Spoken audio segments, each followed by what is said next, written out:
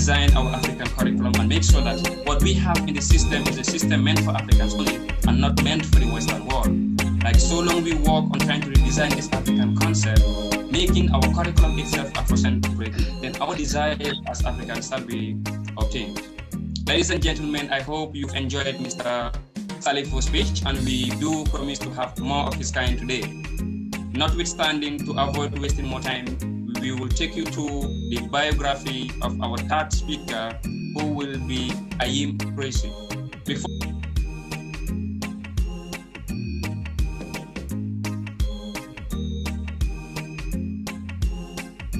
It would grow. Anything we throw, it would.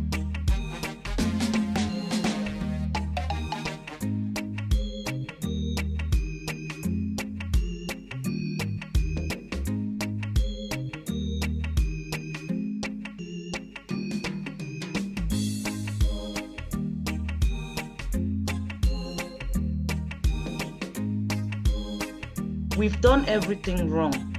We are more focused in eating what comes from the West. We like things that are well labeled, repackaged, and all these things, we have them on the continent. We just don't make use of it. And we have a very fertile soil where we can be able to produce and feed everyone and educate our children on how they can eat healthy. And if we look at our younger generation today, our ancestors didn't have the up-to-date information or the resources that we have today, but they did invent, manage, create solutions in order to enhance their health. But today we don't do any of that. Despite acquiring all the knowledge we have, we still think that imported processed food is the best way to live. We consume alcohol. We have a lot of young people that are coming up with kidney diseases, liver diseases, diabetes, and we do not look, if we do not change our lifestyles as Africans, because it all began in Africa. So if we look back to how our ancestors lived, how long they lived, what they did, we can reverse a lot of things, because we will empower the next generation and give them hope and educate them on how to live healthy. Our ancestors didn't only focus on their health, they focused on their spirituality, they focused on their sexuality and every aspect of health. They use a holistic approach in harmony with the laws of the land. So it is very, very important for Africans to look back in the ways of which our ancestors did live. Now, our government cannot protect or decide on how we should manage our health. So this is our personal decision on managing our health. Africa does not have any quality control. We get plastic rice dumped in Africa, plastic noodles and all sorts are dumped because our borders are open for everything to come up. It is up to us Africans now to be able to establish what is right for us to eat and what is not right for us to eat, and avoid eating slow poison. As a matter of fact, there was a scenario which I will briefly talk about it. I think in 2014, we did have some vaccines that were sent in Kenya, and at the end of the day, we had over 500 of our women and children who took these vaccines, and they ended up finding out in South Africa that they did contain sterilizing substance, which means that it reduces the population, they won't be able to conceive anymore. So we as Africans, we need to be careful and look after our health and avoid our health being controlled by the West. And just to round up, I would like to mention that we are a group of diverse people blessed with different cultures, shapes, languages, etc. And yet we tend to embrace and appreciate the Western culture that has brought nothing but damage to our life, and miseducated our people, and even our sexual orientation.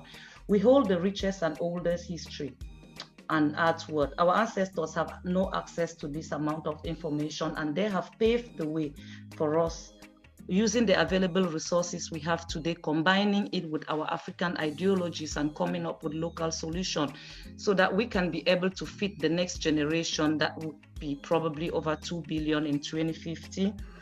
And we are also people of great integrity and culture. We need to make sure that we value our culture, that we use what we have in order to provide for our younger generations. And before I round up, probably I'm out of time, I'll briefly just like to thank the Gambian chapter for inviting me Gambia is known as a very friendly environment for a lot of Black people from different backgrounds to migrate there. However, there is an issue about how the whites that are coming in Gambia, some of the abuse that is going on with young children. I just want to reflect on this and ask the Gambian children and youths that they have the responsibility to protect their young ones, to not allow the foreigners to come and practice things that can never be practiced in the West in your country. You have to make sure that they are accountable. The government should put policies in place to tackle things like this. Hotels that are allowing old white people to go in with minor pedophile, they should be accountable. And I'm very sorry, it's personal, but I just thought I'll bring that up. I've seen it on social media a few times, and I've seen the youth of Gambia come up with it. I just thought I'll highlight that aspect because those are not our ways of life. If we put our younger children at risk, being exposed to all this, we don't have hope for the next generation. So we need to review, use a holistic approach in everything we do. Thank you very much.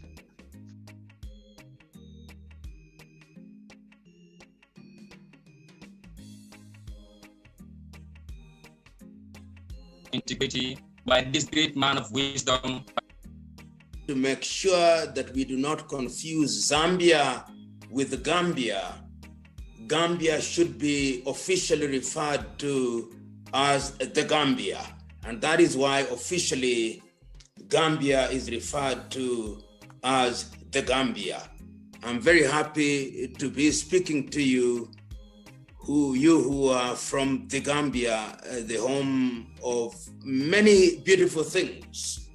You will remember that the story upon which Alex Haley founded his story roots is from the Gambia. Kunta Kinte, who is the chief character, is from Jufure village in the Gambia. And it gladdens my heart that you young men and women in the Gambia are doing that which is good and right, particularly in the Pan-African sense. I'll speak very briefly because the things that we are talking about are things that are known to all of us. Let me be faithful to the subject. Africa is a continent that has known pain. It has known pain and is the kind of pain that we are all familiar with, and I'll not go into the history. I'll remind you that Africans have been enslaved. And if you want to know how this happened, you young people must read the books.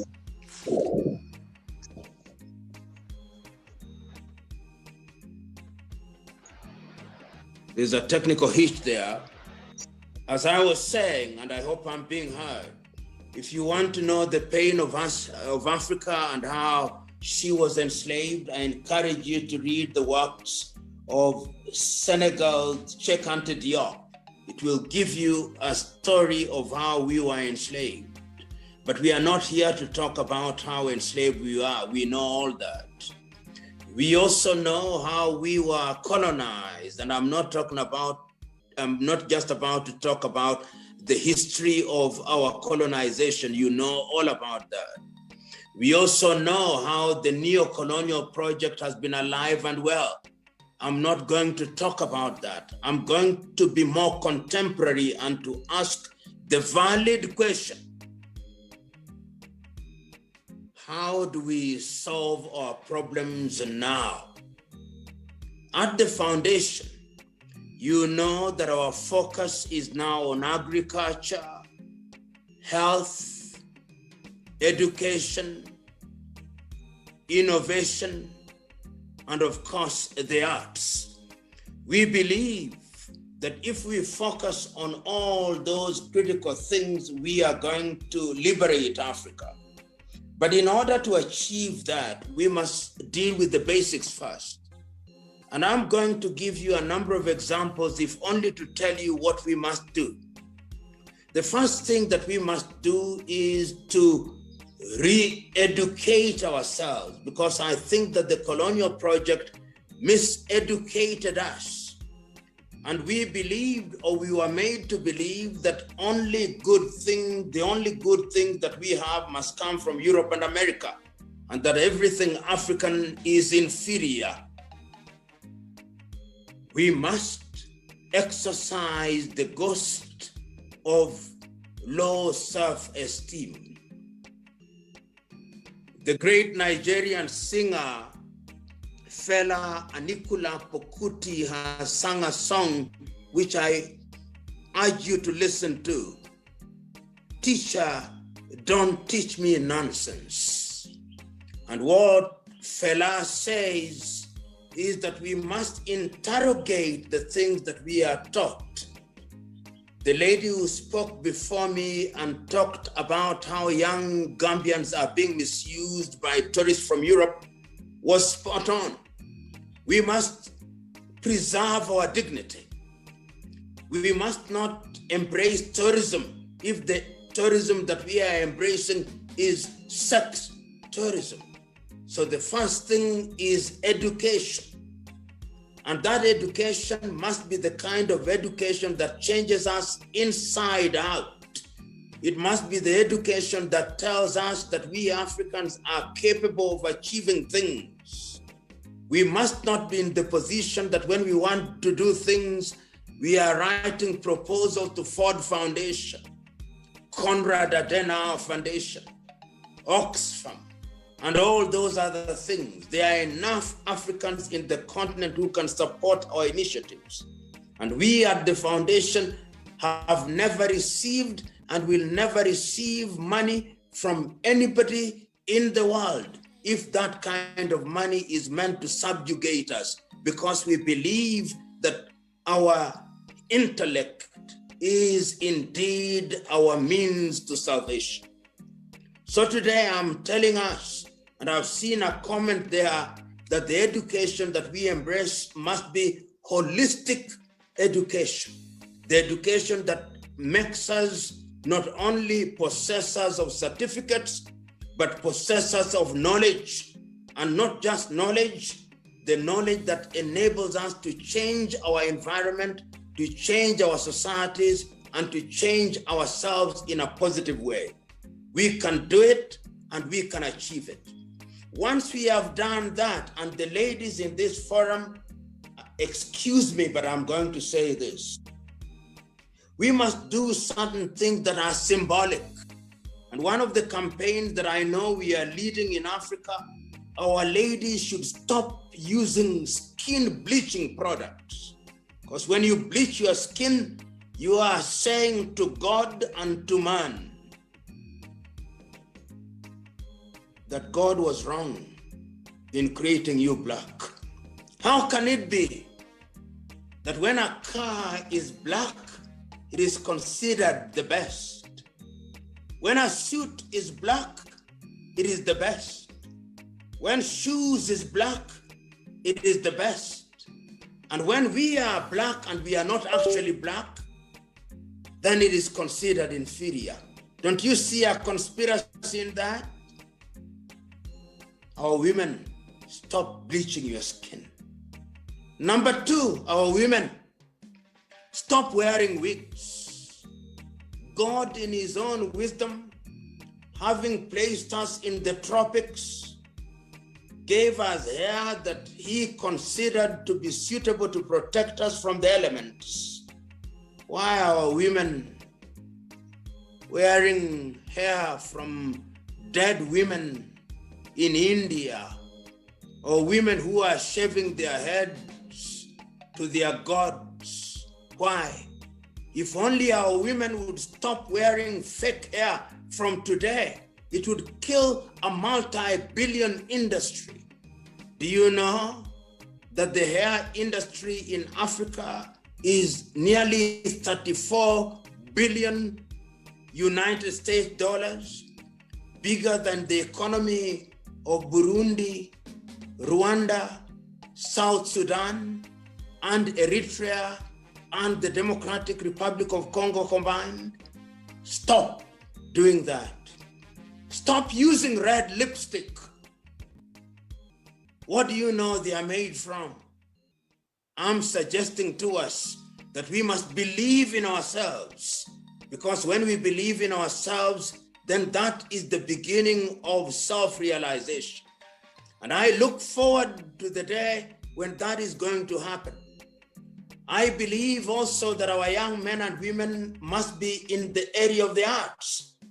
Why do we celebrate things like Liverpool, Barcelona, and we create a multi-billion-dollar industry in Europe and America? Why don't we celebrate Hafia Greeny de Conakry? Why don't we celebrate Kabwe Warriors, Abiola Babes? Why don't we celebrate those teams, St. George's of Ethiopia, Yanga of Tanzania, Simba of Tanzania, and other teams, so that we have a multi-billion-dollar industry in football? Why do we celebrate Hollywood? Why don't we celebrate Nollywood? Why don't we celebrate Bongowood and indeed all the films that are made in Africa? I'm saying that we must have African solutions to African problems. Why are we importing things from Europe and America? Can't we grow maize? Has African soil rejected seed maize, potatoes, and rice? Why can't we do it? In Nigeria, in the Gambia? Why are we importing fish from China? Can't we have fish in the river Gambia? Can't we have ponds? Why do we say that Harvard University is better? Why? Can Fura Bay be good? Can the University of Gambia be good? Is Makerere not good? Is Dar es Salaam not good? Is Nairobi not good? Is the University of Lagos not good? Is the University of Nnamdi Azikiwe not good? Is Cheikh Anta Diop University not good? Why do we think that our own things are not up to the scratch? Why do we import solar panels from Germany, and yet we have the most of the sun? In the nature of things, we must change. Why must we have pizza from Italy? Why can't akara from Ghana be the thing that we sell? Why can't gari be what we sell? Why do we call potatoes French fries? Why must we eat Kentucky fried chicken? Can't we fry chicken out of Botswana? Can't we fry chicken out of Namibia? Can't we fry chicken out of Mozambique and call it Maputo fried chicken? Why must we have Uber from San Francisco in America telling us how much to charge in Burkina Faso? Why must we have Bolt from Estonia telling us what to charge? Why must we have Jumia from France telling us what to do?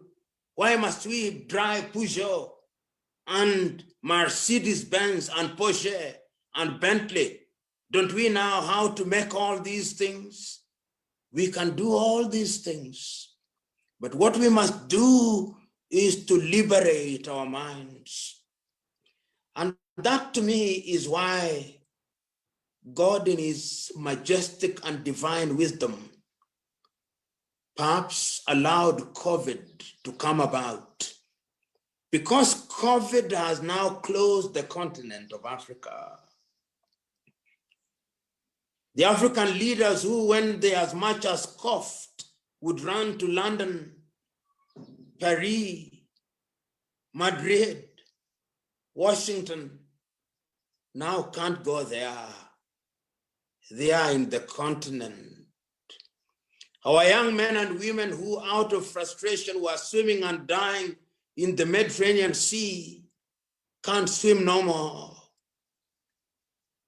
Our young women who are being abused by Arabs in Saudi Arabia and Kuwait are coming back home. This is the time. There is a divine message that our solution lies within ourselves. So I'll not say much. I simply urge you to go out there this evening. Don't even ask me any question. No, I have no answers. Today, I simply am asking you to go out and as you are alone, reflect and ask, what is my contribution to my village? Don't ask about big things. In my village, in the Gambia, is the village the better because of me? Once you are satisfied that you have contributed to your village, then ask the second question. What about my district? Have I contributed positively to my district? And if you have contributed positively to your district, have you contributed positively to your province?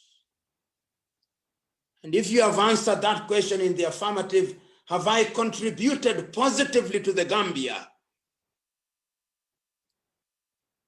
And if you have contributed positively to the Gambia, then have you contributed positively to Africa? And once you have contributed positively to Africa, have I contributed positively to humanity? This is all I ask you, because I believe that this is the richest continent on earth. I want to conclude with a story which I have told and retold times without number. It's a story that has been told by the great Ghanaian James Emmons Kwejiragre. And this is the story. I do not repeat the old story, but I repeat it in substance. He says that once there was a poultry farmer, and that poultry farmer, as a poultry farmer must do, kept chicken. But one day, he went into the field, and as he was in the field, he found the chick of an eagle, and he brought it home and put it amongst the chicks and fed the eagle as he did the chicken with chicken feed. And he did so over a period. One day, a naturalist came to visit his farm. And when the naturalist came, the naturalist said, "But I see your chicks, but amongst them is an eagle." And he said, "Yes, indeed it is an eagle, but I've fed it on chicken feed for a long time. And if it had eaglehood in it, that eaglehood has been lost, and it has acquired chickenhood." But the naturalist told him, no matter how long you feed an eagle on chicken feed, it does not change its nature. And he asked the naturalist, "Try and demonstrate to me that it's still an eagle if it can fly." He tried the first time, and the eagle, having been used to its normal circumstances of eating with the chicken, did not fly. And the chicken farmer said, "I told you, it was once an eagle. I've fed it on chicken feed for a long time. It can no longer fly because it has lost its eaglehood. It has acquired chickenhood, and it is now a chicken in all but name." The following day, the naturalist came. The sun was rising, and he picked the eagle on the palm of his hand and directed its face toward the rising sun. And it flew, never to come back. And it came back. He turned back to the farmer and said, "I told you, once an eagle, always an eagle. No matter how long you feed it on chicken feed, when the time comes, it flies and soars like eagles are meant to do. We Africans, for a long time, we have been fed on the chicken feed of inferiority, the chicken feed that is meant to make us believe that we are children of a lesser God. But I now believe that we are not chicken, we are eagles. So I urge you to recognize who you are, because self-recognition is the beginning of the embrace of self-esteem, is the beginning of recognizing that African problems require African solutions, because we are unique.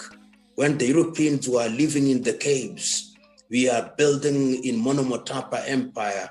We were building the pyramids. We were building the walls of Benin. We had organized empires amongst the Ashanti. We had organized empires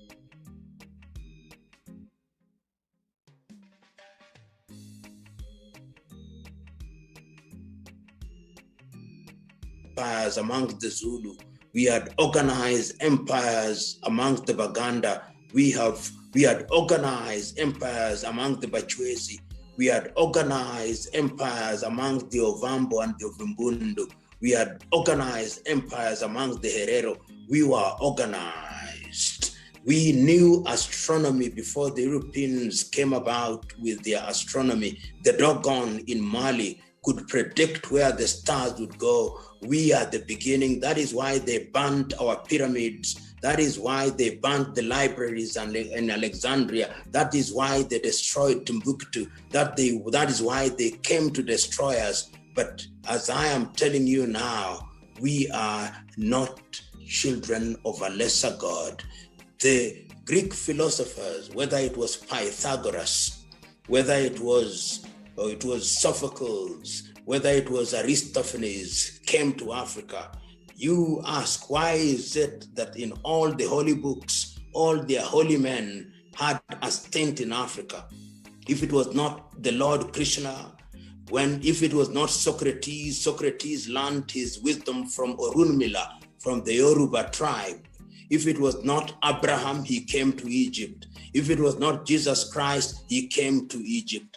Muhammad came to Africa. Why is it that everybody comes to us? It is because we are the superior. We are God's chosen. Moses, as I'm being told, was here.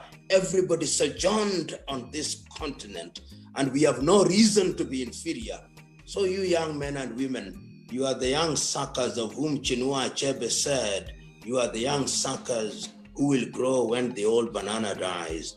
If the generation preceding us did not perform well, if our own generation is not performing well, learn from our mistakes and do that which is good and right. Go out there and make Africa great. God bless you.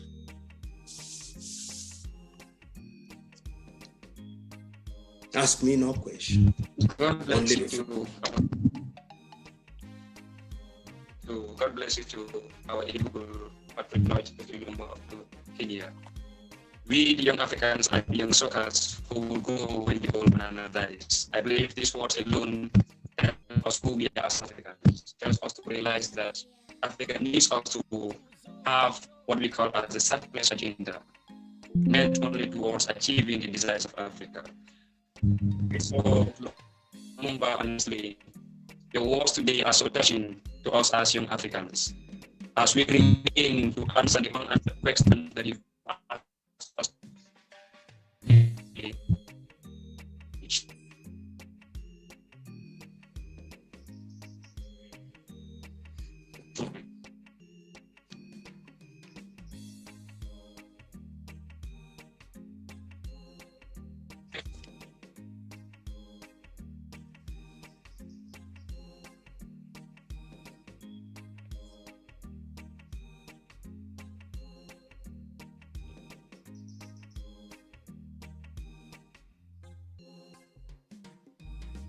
As Africans, we must believe in ourselves.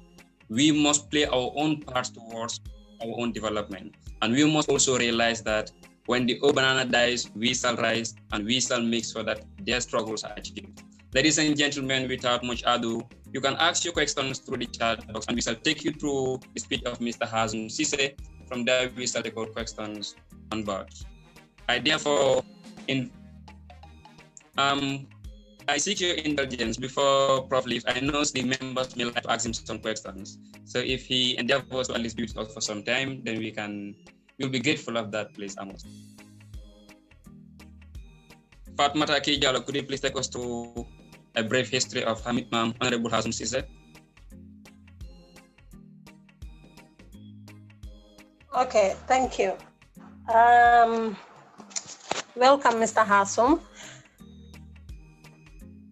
Hazum Sise attended Armitage High School and Fora Bay College, University of Sierra Leone. He continued to Canada St. Mary's University in the Gambia. For the establishment of the newly created Copyright Collecting Society of the Gambia.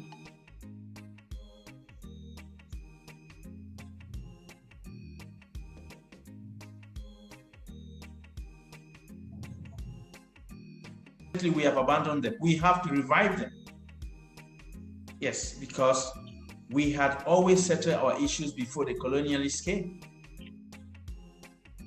We have anticipated our unity, not necessarily forming one country as a whole, because I think that would be difficult, even though that is the ideal situation whereby we have one country as United States of Africa, but due to the fact that African leaders are so power conscious, they are so attached to the smaller benefit of their individual countries, they will feel it uncomfortable to neglect their country to select a particular leader to lead the whole of African continent. But I believe we can benefit from some aspect of our unity. For instance, trade, transportation, common passport system, central bank system, common currency.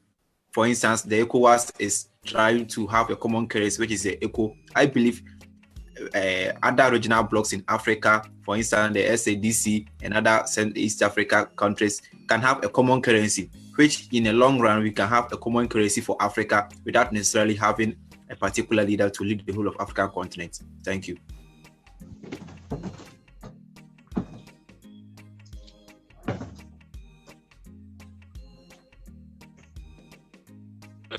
For the Liberations, answering the question, what is the failure behind us not being able to create an African unity, an African unison whereby Africa remains as only one state?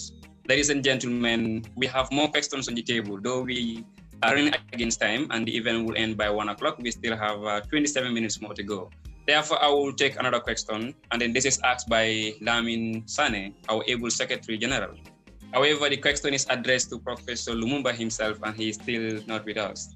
But then let's now move on to a different topic and see whether Prof will join us later so we can have Lamin's question answered. The other question says, what mechanisms do we need to reform our health sector as Africans? What mechanisms do we need to reform our health sector as Africans? I will address this question to our able lady. I am Tracy, if you can take us through this question.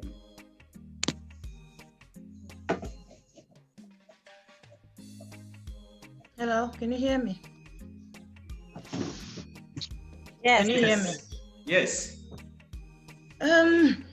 In terms of reforming our health sectors, I think, first of all, we need to understand that in Africa and in most African countries, we do not have educational programs for communities. If we look at the health of the public, you know, because some of the things we need is basically not treatment, but more education on health, on how we can manage our long-term chronic diseases. Say that in one, maybe if they do have like one healthcare in a remote place, so how can we identify the common diseases in that area and make sure that we have a professional that comes around that give education to these people locally, enable them, those with diabetic, on how they can manage their conditions. But again, in terms of reforming, people need education themselves on how to manage their health. without medications, because medications comes at the point where you haven't managed, especially with diabetics, heart disease, high cholesterol, kidney problems, which are the common things that we face. So education is the key. Health education is not necessarily academic education. This is very different. There are people who are academically competent, but when it comes to basic health education, they live a useless life. They don't care what they drink, how they eat, and then they accumulate all these diseases. So I think putting content in place, going into research, we need to encourage our young people to also use make use of social media. There are lots of data there. So if you are in a household where you have a father that has diabetics or has heart disease, how can you support him to manage his long-term disease? What are the things you can help him to improve his lifestyle? So to me, in order to reform the healthcare system, the youths need to educate themselves with the health, come up with policy that they can challenge the government. Now it's about funds to build different hospitals, but getting more education would enable people to manage themselves personally before getting to the stage of the hospital. Okay, this is one basic example. We don't have in most countries, we don't have ambulances. I mean, like rapid, like if someone falls there. Here, if someone falls, you ring ambulance, depending on the situation. If it's a cardiac arrest, it could take less than 5 minutes for them to get here. We don't have that in Africa. Now, what are the education that we can infuse in our youths that come from these areas where they have families, grandfathers, and this? So how can we create the basic knowledge on how they can understand what are the signs of a cardiac arrest and what can they do? So there could be like education on giving CPR, education on if you have a parent that is diabetic, if his blood sugar is low, what are the first aid measures that you can do? Because if you can't do anything, there isn't any ambulance coming straight away. Even if you go to the hospital, you need money before you be assessed, before you see this doctor, before you get a prescription. So sometimes if we can prevent a lot of things through educational programs, like if we do have our competent nurses, different healthcare professionals in our countries who can come up together collectively and say, okay, let's come together with our skills. Let's identify remote areas. What education can we give them? Let's look at a group of vulnerable people with diabetic, create a calendar, go in that community, get them, give them this knowledge. Because if you enable people to look after themselves, it will reduce hospital admissions. If you educate even the younger generation on the side effects of alcohol, it goes to the kidney. We have a lot going on in Africa with drugs coming from China, tramadol. These children are very ignorant consuming this, but this is poison to the liver and kidney. And that again is why I come back that there has been an increase in our younger generation coming up with these acute diseases where you find a young guy in his 30 or 40, his kidney are damaged. But end of the day is that one organ needs the other organ to function. So that is why if you see your grandparent or somebody has heart disease, when the heart fails, it affects the kidney. The kidney needs the pressure to work with the heart. So remember that if you are destroying one organ, it will affect the other organ. So education, now programs coming up with local solutions, not necessarily to give them anything, but if someone could tell my grandmom that if she had urine infection, all she needed to do was drink more water in order to get rid of the toxic. If someone probably could tell my granddad that, okay, you drink a lot of alcohol, if at all he was, but what you need to understand is that if you do not drink a lot of water to cleanse your kidney, then you are overwhelming your kidney, whereby it is not able to get rid of the toxic. And that is when the kidney start failing. It doesn't fail overnight. If we educate our younger generation that from 40, they need to check at their cholesterol level. If we educate people that if you come from a background where there are diabetes and heart diseases, you need to be able to make sure that you know the necessary basic checks that you can do yearly just to see where you are health-wise. You might look okay, everything might be okay, but your organs might fail. Like the liver is one of the organs that can get to stage 4 without you having pain or anything. So I just believe that we just need to educate. And also back home, we have a lot of healthcare professionals in different countries, whether in Gambia, Ghana, wherever.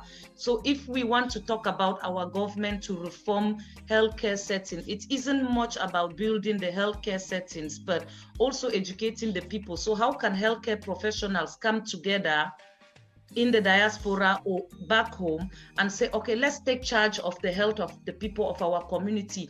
This nurse knows about diabetes. How can we get her in this family who is struggling with diabetes to assess them, look at them and see how they can review their nutrition, cut down on sugar, cut down on starch, and just give them this basic education, because I highly believe that nutrition can reverse a lot of things if tackled on time.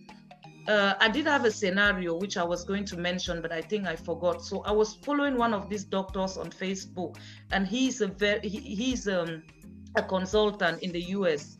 And his mom had COPD, which is a chronic pulmonary obstructive disease coming from smoking. So when you smoke too much for about 10, 15 years, depending 4, 5, 10 a day, you will slowly get out of breath, lack of oxygen, retaining more CO2, which damages your lung, and your lung are not able to retain. So anyway, he took his mom. He didn't give her any medication. She was at home on oxygen.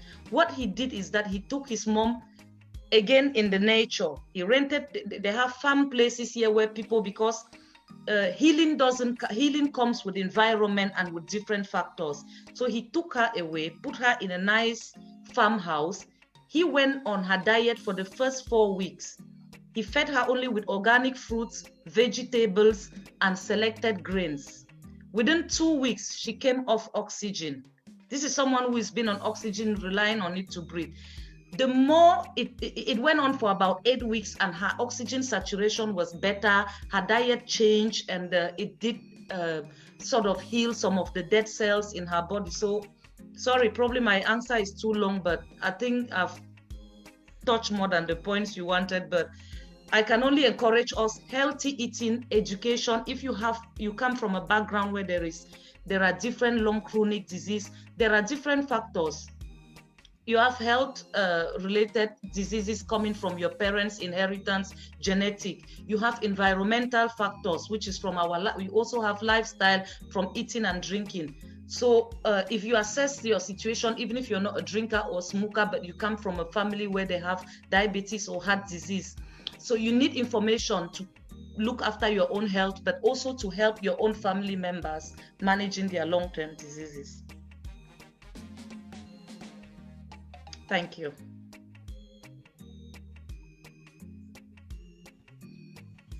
Thank you very much, Madam Ayim Tracy, for that wonderful answer to the question. How can we reform our because